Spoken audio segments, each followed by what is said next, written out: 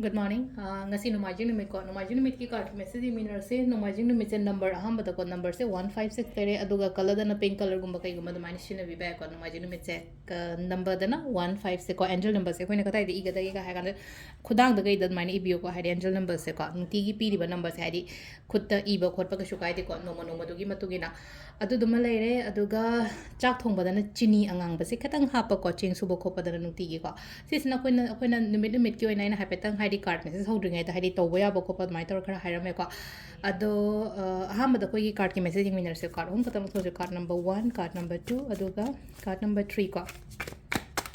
adagi ama khanbira se ko haidi number 1 khansira natraga number 2 khansira natraga number 3 khansira haibado ko adugi matungda koi gi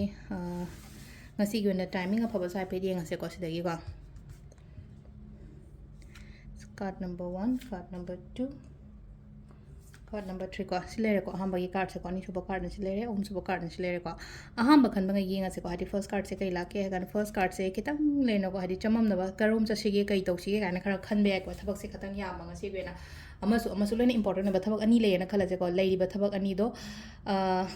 som gi thabak se important no asom gi thabak se important na do hadi kitang chamam ba do balance to opposing se hai tar ko phajana balance to wari shindu hadi sigi pot se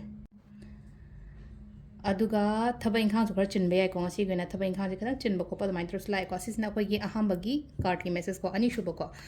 shuba sina khara kari gi no khande ketang thawai no ai taba kho taba mati kam leiri ko adu se leino ko hari sum aina khanba ningba pot se hari oirak taba na traga oidaba sida kitang khara ninghan na ba du mai gumba lak pa se adu hari kem khan gana ko si se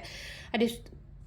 amuk yagidre na haidi adum makha tabadu yaro habadi ka shulai tena haidi akhoi ja mu fail hoiraga muka pass tabu ko padi laknai na life to dum adumaina same adumaina khara khando pyo ka haidi handak fail hoire handak yagidre ta adi mathangi torok matam nantraga mathangi hona matam da yaga ni ko habagi adugi wakholon gumba kai gumba nai thambiyo ko season number 2 khan mangai gi ore ko number 3 gi ngase ko number 3 sina kitang mi punba nungai ba khotpa oina lae ko hadi positive oire ko card se number 3 ki card se na hadi mi punba na traga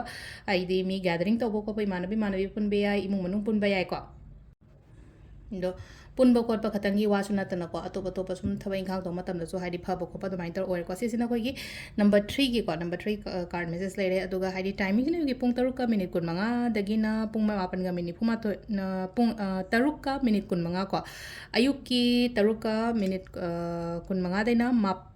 mapan nate tramathoi ga minute trampan phawam lere ko adagi mu 12 ga minute yang khai tare te na pung 2 ga minute kun thranga phawm lere adagi manga ga minute yang khai ni thoi dagi na pung 8 ga minute yang khai tare phawm lere ko nungdang ge ne ko nungdawam ge nungdawaram dena nungdang phawbo gi adagi amana 12 ga minute phuma thoi dena 2 ga minute ahum phawm le duga